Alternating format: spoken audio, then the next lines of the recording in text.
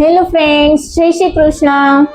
ધન્ય ધરા સોરઠ તણી, જ્યાં નિર્મળ વહેતા નીર છે, જેની જનેતા ગાંડી વીર છે. એ જ સોરઠની આજે આપણે વાત કરવાના છીએ. એ વાત એટલે ધૂંધળીનાથ અને સિદ્ધનાથ. અને આ વાત મેં સૌરાષ્ટ્રની રસધાર નામના પુસ્તકમાં વાંચેલી છે. વાતની શરૂઆત કરીએ. ધૂંધળીનાથ અને સિદ્ધનાથ. તે દુની વાતું હાઈલી આવે છે ભાઈ, અડધી હાચી ને અડધી ખોટી. 1000 વર્ષની જૂની વાતું કોણ જાણે છે સી બાબત હશે. એટલું બોલી ને બુઢા માલધારીએ દિશાઓને છેડે મીટ માંડી. 1000 વર્ષ પહેલાના અક્ષરો વાંચ્યા અને થોડુંક હસ્યો. ડાંગને ટેકે ઉભા ઉભા એને ચલમ સળગાવી. એની ધોળી દાઢીમાંથી ધુમાડા નીતરવા લાગ્યા. ગોટે ગોટા ઊંચે ચડવા લાગ્યા. મોં મલકાવી ને એને કહ્યું, ઈ બધું આવું ભાઈ, આ ધુમાડા જેવું. અમારા સોરઠમાં તો કઈ ટાઢાપોરના ગપાટા હાલે છે, પણ હું તો આ ઢાંક ને ડુંગરે ડાંગને ટેકે લઈ ને જ્યારે ચલમ ચેતું છું, ત્યારે મને તો ધૂંધળીનાથ અને સિદ્ધનાથની જોડી જીવતી જાગતી લાગે છે. 1000 વર્ષ તે મારી આંખના પલકારા જેટલા જ બની ગયા છે. આ ધુવાળાની ફૂગ જેવો ધૂંધળા વર્ણો ધૂંધળીનાથ અને આ આગની ઝાડ જેવો હેમ વર્ણો લૂડો સિદ્ધનાથ હાજરા હજુર લાગે છે. અરે ભાઈ, વાત તો કહો. અરે વાત કેવી, ઈ તો ટાઢા પોરના 2 ઘડી ગપાટા હાંકી અને ડોબા ચારીએ. થોડીક રાત ખૂટે. આ તો વેલાની વાતું મોઢા મોઢા લી આવે, એના કઈ આંકડા થોડા માંડેલ છે. એટલું બોલતા એની આંખમાં ચલમનો કેફ ચડતો ગયો. આંખના ખૂણા લાલ ચટક બનતા ગયા અને ડાંગને ટેકે એને અજવાળી રાતે વાત માંડી. ધૂંધળીનાથનું અસલ નામ તો ધૂંધો, જાતનો એ કોડી, આ વાસાવડ દીમનો રહેતો. હું પીવું છું એવી બજરના વાળા વાવતો. જલમ કોડીના પેટ પણ જીવ પરણાવણો દયામાનમાં. હિંસા નામ ન કરે. વર્ષે વરસ બજરના પડતલા વેચી જાય અને ગિરનારને મેળે જાય. નાણું હોય એટલું ગરીબ ગરબાને ખવડાવી દે, પાછા આવતા વર્ષે બજર વાવવા માંડે. ધીરે ધીરે તે ધૂંધો ને ગિરનાર 2 એકાકાર થવા માંડ્યા. જેવું ધ્યાન તેવું દિલનું ગજુ, જેવું અન્ન એવો ઓડકાર. ધૂંધાને તે ગિરનારનું ધ્યાન રાત ને દી લાગી ગયું. એનો આત્મો વધવા માંડ્યો. સંસારની ગાંઠ વછૂટી ગઈ. બજારના વાળા ગાયું પાસે ભેળવી ને એ તો ગિરનારમાં ચાલ્યો ગયો. કંઈક ટૂંક ઉપર બેસી ને ધૂણી ધખાવી અને તપસ્યા આદરી દીધી. એમ 12 વર્ષે ગિરનારની ગુફાઓમાંથી ગેબના શબ્દ સંભળાણા કે ધૂંધળીનાથ, ધૂંધળીનાથ, નવનાથનો ભેળો 10મો નાથ, તું ધૂંધો. આલેક શબ્દની સાથે ગુરુ દત્તે ધ્યાન ધર્યું અને નવનાથોનું સ્મરણ કર્યું. સ્મરણ કરતા તે જોગ સિદ્ધ મચ્છંદરનાથ, જલંધરનાથ, શાંતિનાથ આવા 9 નાથો ગુરુની સન્મુખ હાજર થઈ ગયા. ગુરુ બોલ્યા, જોગંદરો, આપણી જમાતમાં આજ નવો સિદ્ધ આવ્યો છે. તમે 9 નાથ ભેડો એ 10મો ધૂંધળીનાથ તમારી પંગતના જગમાં પૂજાશે. મારા આશીર્વાદ છે. તમારી ચલમ સાફી એને આપો. જોગંદરનાથ બધા ભેડા થાય એટલે એક સાફીએ ચલમ પીવે, બીજાને ચલમ આપે પણ સાફી ન આપે.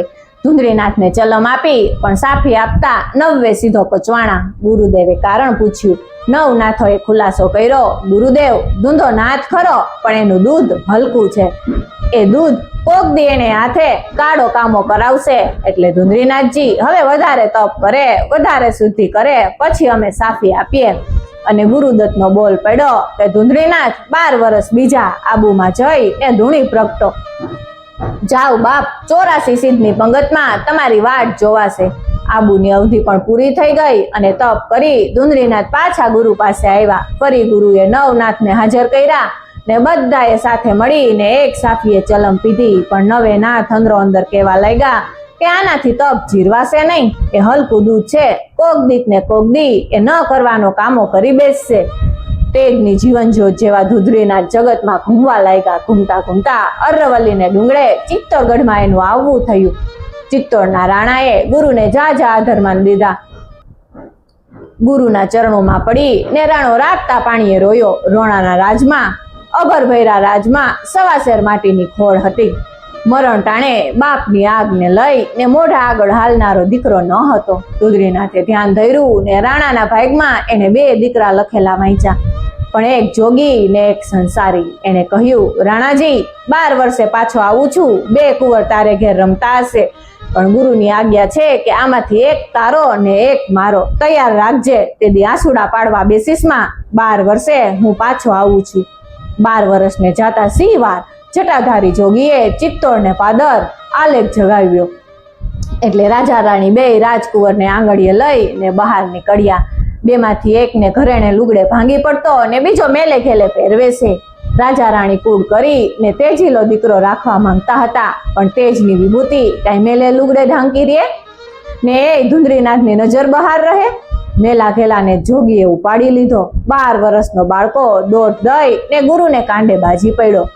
માતા પિતા નજરે દેખે તે મેં 12 વર્ષના બાળકને માથું મુંડાવી ભગવા પહેરાવ્યા, ભભૂત ધરી અને ચાલી નીકળ્યા. રાજા રાણી ખોબે ખોબે આંસુ પાડતા ચિત્તોડગઢ પાછા વળ્યા. ધુંધળીનાથે ચેલાને સિદ્ધનાથ કરી અને થાપ્યો.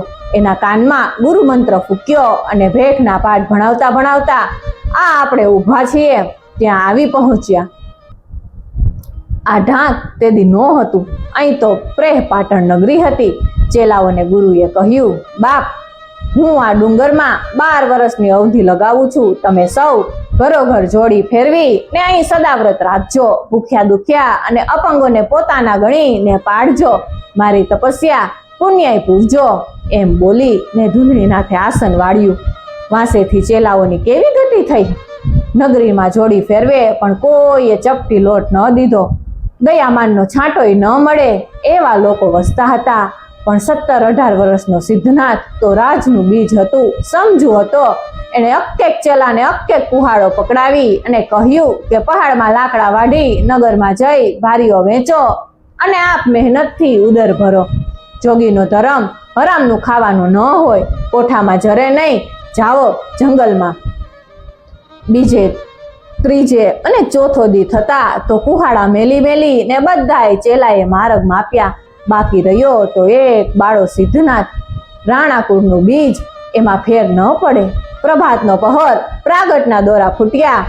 પહેલા તે આશ્રમને વાડી ચોડી ને ઝાડવાને પાણી પાઈ સિદ્ધનાથ વનમાં ઉપડી જાય. સાંજે બળતણની ભારી બાંધી ને શહેરમાં વેચી આવે. નાણું નહીં જેવું નીપજે તેનો લોટ લે. આખા ગામમાં એક જ ડોસી એવી નીકળી કે જે એને રોટલો ટીપી આપે. એ હતી કુંભારની ડોસી. 18 વર્ષના સુવાળા રૂપાળા બાળા જોગીને જોઈ ને ડોસી લડી લડી હેઠ ઢોળે છે. આમ તો 12 વર્ષ સુધી બાળ સિદ્ધનાથે ભારી ઉપાડી અને સદાવ્રત ચલાવ્યા. માથું છોલાય ને જીવાત પડી. સુવાળી કાયા ખરીને કેટલું સહેવાય. દુઃખ તો ચિત્તોડની મોલાતમાં કોઈ દિવસ દીઠું ન હતું અને અહીં એના એકલાના ઉપર જ ભાર આવી પડ્યો. સિદ્ધનાથ મૂંગો આ પીડા વેઠતો અનાથની સેવા કર્યા કરતો. 12 વર્ષે ધુંધળીનાથનું ધ્યાન પૂરું થયું. આંખ ઉઘાડી ને ગુરુએ આશ્રમની રખ્યો. આટલા બધા ચેલામાંથી એક સિદ્ધનાથ જ હાજર દેખાયો. પૂછ્યું કે બીજા બધા ક્યાં છે? ચતુર સિદ્ધનાથે મોટું પેટ રાખી ને ખોટો જવાબ વાળ્યો. ગુરુને પટાવી લીધા. ઘણા વર્ષનો થાક્યો સિદ્ધનાથ તે દિવસે બપોરે ઝાડવાને છાંયડે જંપી ગયો છે. સીડા વાયરાની લેરે લેરે એની ઉજાગરા ભરી આંખો મળી ગઈ છે. ગુરુજી ચેલાના અઢળક રૂપ નિરખી રહ્યા છે. શિષ્યના રૂડા ભેખ ઉપર અંતર ઠલવાય છે. તે વખતે સિદ્ધનાથે પડખું ફેરવ્યું. માથા ઉપરનું ઓઢણું સડી પડ્યું ને માથે એક માખી બેઠી. ગુરુને વહેમ આવ્યો. પાસે જઈને જોયું. માથામાં ખોબો મીઠું સમાઈ જાય એવડું ઘારું પડ્યું છે. ગંધવત છૂટે છે. ગુરુએ ચેલાને જગાડ્યો ને પૂછ્યું, આ શું થયું છે બચ્ચા? કાંઈ નહીં બાપુ, ગુમડું થયું છે. સમદર પેટા સિદ્ધનાથે સાચું ન કહ્યું. સિદ્ધનાથ, ગુરુની ભ્રકુટી ચડી.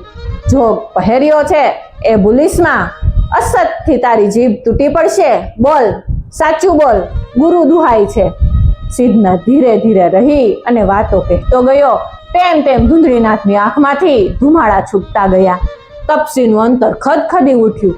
48 વર્ષની તપસ્યાનો ઢગલો સળગી ને ભડાકા નાખતા હોય તેવું રૂપ બંધાઈ ગયું. હૈયામાંથી હાય હાય હાય એમ હાહાકાર નીકળી ગયો. આભને અડવા માંડ્યા. અરે હાય હાય, જગતના માનવી દયા પરવારી રહ્યા. મારા બાળ સિદ્ધનાથ માથાની મૂળમાં કીડા પડે ત્યાં સુધી ભાર્યું ખેંચે. અને મારી તપસ્યા ભડકે ભડકે પ્રલયકાર મચાવી દઉં. મારે તપસ્યાને શું કરવી? સિદ્ધનાથ, બચ્ચા દોડ, ઓલી કુંભારણને ચેતાવ, માંડે ભાગવા, પાછું વળીને ન જોવે હો. આ હું પ્રેહ પાટણને પલટાવું છું. એટલું કહેતા તો આશ્રમ કાંપ્યો. ઝાડવા ધૂણિયા અને ત્રાહી ત્રાહી પોકારતો સિદ્ધનાથ હાથ જોડીને કરગરે છે કે ગુરુદેવ, ગુરુદેવ, તપસ્યાના પુણ્ય એમ નથી ખોવા. અરે બાપુ, માનવીઓ તો બધાય માટીના, એના પેટ છીછરા જ હોય, એની સામું ન જોવાય. આપણા ભેખ સામે તો જુઓ. ગજબ કરો માં. લખોની હૈયા, નિશાસા ને કલ્પાંત કેમ જોયા ને સાંભળ્યા જાશે ગુરુદેવ? પણ ગુરુ વાર્યા ન રહ્યા. તપસ્યાને મંડ્યા હોમવા. હાથમાં ખપ્પર ઉપાડ્યું. ધરતી રોતી હોય એવું ધીરું ધડધડા લાગી. ડુંગર ડોયલા, દિશાના પડદા ફાડી ને પવન વછૂટવા લાગ્યા. છેલ્લી વાર ગુરુએ કહ્યું, સિદ્ધનાથ, હવે કામનામાંથી તીર છૂટે છે. દોડ દોડ, કુંભારણને ચેતાવ, માંડે ભાગવા, પાછું ન જુએ, નહીં તો સુક્કા ભેળા લીલાએ બળશે બચ્ચા. સિદ્ધનાથે દોડ દીધી ને પોતાને રોજ રોટલા ઘડી દેનારી માડીને ચેતવી. છોકરાને આંગળીએ લઈ ને ડોસી ભાગે છે અને અહીં પાછળ ધૂંધવાયેલો ધૂંધળીનાથ હાથમાં ખપ્પર ઉપાડી ને પોતાની તમામ તપસ્યાને પોકારે છે. ઓ ધરતી મૈયા, 1500 દટ્ટાણ, એની માયા સો મીઠી, એમ પોકારી ને એને ખપ્પર ઊંધું વાળ્યું. વાળતા જ વાયરા વછીટા, આંધી ચડી, વાદળા તૂટી પડ્યા, મોટા પહાડ મૂળમાંથી ઉપડી ઉપડી ને ઊંધા પટકાણા. પ્રેહ પાટણ નગરી જીવત જાગત પૃથ્વીના પેટાળમાં દટાઈ ગઈ. એક પ્રેહ પાટણ નહીં પણ એવા 84 પાટણ તેની ધૂંધળીનાથે પોતાના ખપ્પર હેઠ ઢાંક્યા અને એના મહાકંપમાં માયા તમામ મીઠી બની ને ગારત થઈ ગઈ. ઓલી કુંભારણ જાતી હતી, ભાગતી હતી, પણ સીમાડે જાતા એની ધીરજ ફૂટી. પ્રલયની ચીસો સાંભળી ને એને પાછળ જોયું. માં ને છોકરા ત્યાં ને ત્યાં પાણકા બની ગયા.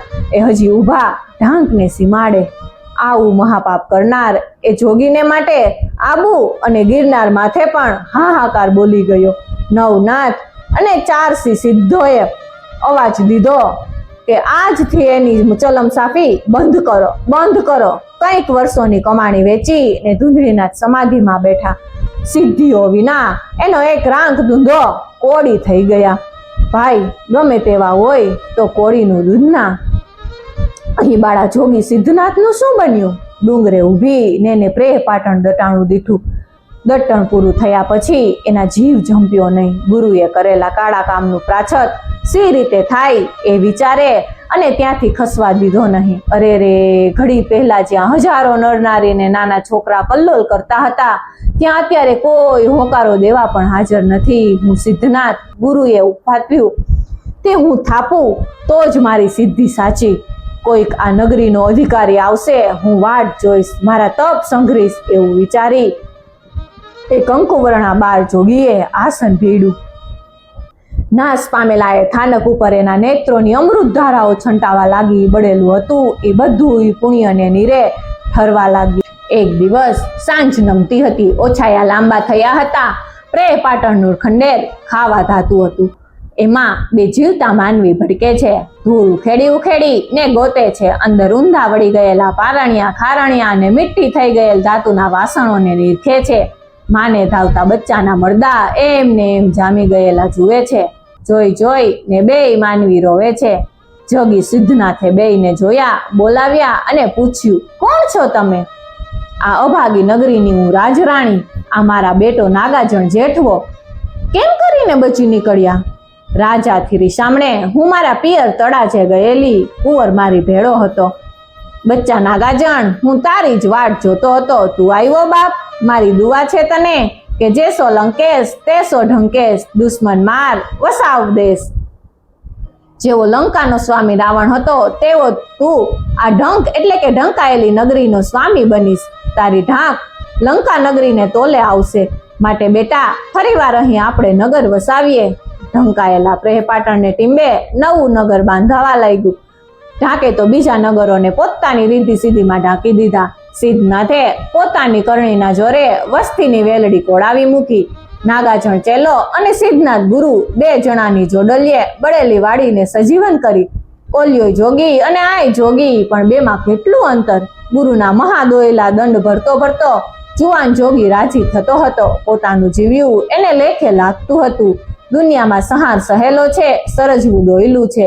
બાપ સિદ્ધનાથે સર્જી જાણ્યું, પણ કાળનો આવવો છે ને. એક દી નાગાજણ જેઠવે આવીને હાથ જોડ્યા. કેમ બચ્ચા? જોગીએ પૂછ્યું. ગુરુદેવ, એક જ બાબત બાકી રહે છે. સી? આપે કહેલું કે જેસો લંકેશ તેસો ઢંકેશ. હા, તો બસ મારી ઢાંક લંકા સરખી સોનાની બની જાય એટલું કરી આપો. નાગાજણ, ગુરુએ નિશાસો નાખ્યો. એવો અર્થ લીધો તે? આ સમૃદ્ધિ શું તને ઓછી લાગે છે? તે તું સોને લોભાણો છે. આપણું વેણ છે, વેણે વેણ સાચું કરવું છે. હા, તે પછી ઢાંકની ગતિ પૂરેપૂરી લંકા સરખી સમજજે. રાજા, સોનાની લંકા પણ રોડાઈ ગઈ હતી, ખબર છે ને? ફિકર નહીં, તને ભાગ્ય ભૂલાવે છે હો રાજા, પણ ખેર હવે હું પૂરી કરીશ. નાગાજણ ઉગમનું મુંગીપુર પાટણ છે, ત્યાંનો રાજા શાલિવાહન ગોહિલ, એને ઘેર સોનદેવી રાણી. એ જોગમાયા આવી ને જેટલી ગાર કરે એટલું સોનું થઈ જાય. શું બોલાવું? બોલાવો. અધર્મ નહીં કર ને. માં જણી બેન માનીશ ને? શાલિવાહન સાથે વેર પલાવશે. હા રે ગુરુદેવ, હું નાગાજણ, હું જેઠવો જુજી જાણું છું. પછી તે સિદ્ધનાથે તપોબળ છોડ્યા ને મુંગીપુરને મહેલથી સતી સોન રાણીને પલંગ રાતમાં ઢાંકને ગઢે ઉતર્યો. સતી જાગી ને જોગી અઘેરો ઊભો રહ્યો. નાગાજણે હાથ જોડ્યો. બેન, મને તારો માં જણો ભાઈ માનજે. અધર્મને કાજે નથી આણી તને. મારી ઢાંક સોનાની કરવી છે. તું જોગમાયાને હાથે જરા પોતું ફેરવવું છે. મારે કોટ કાંગરે તારા હાથ ફેરવ બાપ. રોજ બોલાવે, રોજ ઓડીપો કરાવે અને પાછી પહોંચાડે. છેલ્લે દિવસે નાગાજણ હાથ જોડીને ઊભો રહ્યો. બેન, કંઈક કાપડાની કોર માગી લે. ટાણે માગીશ ભાઈ, કહી ને રાણી ચાલી ગઈ. આખી વાત રાજા શાલિવાહનને કહી. રાજા રૂઠ્યો. રૂઠેલ રાજાએ સોરઠની ભોમ ઉપર સેન ઢાંક્યા. કોઈ કહે કે એ તો શાલિવાહન એટલે કે શાળા ને દાણે દાણે અક્કે ઘોડેસવાર ઉઠે એવો મંત્ર જાણનારો. કોથળા ને કોથળા સાળ ભરી ને રાજા નાગાજણને દંડવા હાયલા આવે છે. અહીં તો ઢાંક લંકા જેવા જગારા કરે છે. 36 તો એને કનકો શોભે છે. ગુરુ સિદ્ધનાથે અક્કે કોઠા ઉપર નાગાજણને લઈ અને ચડતો ગયો. ચડી ને એને આગમ ભાઈખા ને જુગ જુગની ભવિષ્યવાણી કાઢી. ક્યારે શું બનશે ને જેઠવા કુળની કેવી ચડતી પડતી થાશે એનો કાળો લેખ ઉકેલી અને સિદ્ધનાથને કહી સંભળાવ્યા. પછી રજા માંગી. નાગાજણ, હવે મને રજા દે બચ્ચા. ગુરુએ મારે કારણે મહાપાપા દર્યું. એને તપ વેચી અને હત્યા બોલાવી. એ બધાય મેલ ધોઈ હું હવે મારે માર્ગે જાઉં છું. અમારા પંથ અઘોર છે બાપ. તારી સન્મતિ થાજો. તારો કાળ હાયલો આવે છે, પણ તું સતનો પદ ચૂકીશમાં. બાકી તો તે જીવી જાણ્યું, તને મોતનો ભો સો રહ્યો છે. જુવાન સિદ્ધનાથ માર્ગે પડ્યા. એક તો ક્ષત્રિય અને વળી ચિત્તોડગઢનું કુળ, તેમાં ભૈડા જોગના તેજ વીરભદ્ર જેવો એ મહાજતી મોકડી લટે આલે બોલતો દુનિયાને જગાડતો કોઈ અંધારી ગુફામાં ચાલ્યો ગયો. નાગાજણનો કાળ નજીક ને નજીક આવતો જાય છે. શાલિવાહનની શમશેરો ઝબકે છે. કનક કોટે ચડી ને રાજા મરણીયો થઈને બેસી રહ્યો. શાલિવાહનની ફોજે ઢાંક ફરતા ડેરા તંબુ તાણી લીધા. કોટ ઉપર મારો ચલાવવા માંડ્યો, પણ જોગીનો દીધેલ ગઢ તૂટતો નથી. એક શિલા પણ ચસ દેતી નથી. કોઈ જઈ ને નાગાજણનું મસ્તક લાવી આપે. હું એક માથું લઈ ને પાછો જાઉં. શાલિવાહન રાજાએ સાદ પાડ્યો. એક ચારણને કુમતી સૂજી ને એને હોકારો દીધો. ચારણ ઢાંકનગરમાં ચાલ્યો ગયો. આગલા સમયનો તો ચાહે તેવી લડાઈ ચાલતી હોય તોય ચારણ ફકીર કે સાધુને કોઈ અટકાવતું ન હતું. ચારણ શત્રુ પક્ષનો તો પણ એ તો ચારણ. એનો એવો ભરોસો ભૂલાવી ને નગરમાં આવવા દીધો. અને કાળમુખા ચારણે જઈ ને નાગાજણના દસંદીને જગાડ્યો. આવી જા, સોખે રમીએ, હોળમાં પોતાના રાજાનું માથું મેલીએ. તે દિવસે તો ભાઈ રાજાના માથા અને માન પણ ચારણને હાથ સચવાતા ખરા ને. કમત્યા દસોંદીએ ચોપાટમાં નાગાજણનું શીશ માંડ્યું. શાલિવાહનના કુડિયા ચારણે કુળના પાસા ઢાળ્યા ને મન માન્યા દાવ આયણા. જીત્યો, માટી થયો. કહે કે લાવ તારા રાજાનું માથું. દસંગી શું મોં લઈને જાય, પણ નાગાજણને કારણે વાત પહોંચી અને લલકારી ઉઠો, અરે મારો દસંદી, એના વેણ માથે તો મારી આંખ ચાલે, હજારો લાલચો વચ્ચે એનું પાણી ન મરે, એના ખોળામાં ક્ષત્રિ માથું મેલી ને નિર્ભય બનીને સુઈ જાય, બોલાવો એ ચારણને. દસંદી કાંપતે પગે નીચી મુંડી ઘાલી ને રાજાની પાસે આવી ને ઊભો રહ્યો, પણ નાગાજણની આંખમાં એને ન દેખ્યો ક્રોધ કે મોં ઉપર ન દીઠો ઉદ્વેગ. એના હોઠ તો ચારણ સામું મરક મરક હસતા હતા. એની પછવાડે શાલિવાહન રાજાનો ચારણ પણ આવી ઊભો હતો. સોનાની થાળી મંગાવી રાજાએ ચારણને હાથમાં દીધી. આજ મને રૂરો કરી દેખાડ્યો તે ચારણ, તું મારું માથું હોડમાં હાયરો ન હોત તો હું ગઢ બારો ન નીકળત અને જગત મારું જુદ્ધ જોવા ન પામત. અને હવે દુશ્મન રાજા દસંદી તરફ નજર કરીને નાગાજણ બોલ્યો, હવે તે આ માથા વગરનું ધડ ઉલ્કાપાત માંડશે. ચારણ, આ માથું લઈ જઈ ને તારા રાજાને આપજે ને કહેજે કે નાગાજણના ધડ સામે મરદ હો તો જૂજજે, અને તારી જોગમાયા રાણીમાને મારી બેનને કહેજે કે ભાઈનું જુદ્ધ જોવા બહાર નીકળે. એટલું બોલી ને નાગાજણે તલવારનો ઘસરકો દીધો, માથું જઈ અને પડ્યું થાળીમાં, અને એ લઈ અને દસંદીએ દુશ્મન ચારણને દીધું. ચારણે દોટ દીધી ને દરવાજા બહાર નીકળી ગયો. અહીં નાગાજણનું ધડ ઉડ્યું, બે હાથમાં બે શમશેરો લીધી અને મસ્તક વિનાના માર્ગે ચાલ્યું. ઉપર રગતની શેડો છૂટતી હતી ને માથે જાણે રાતથી કલ્યું રમે છે, અને છાતીએ જાણે બે આંખો ફૂટી છે. વીર ચાલ્યો, તલવારો વીંજી શાલિવાહનના સૈન્યમાં ત્રાટક્યો ને ઘૂમવા લાગ્યો. શત્રુઓના માથા છેદવા લાગ્યા અને સૈન્ય ભાગ્યું.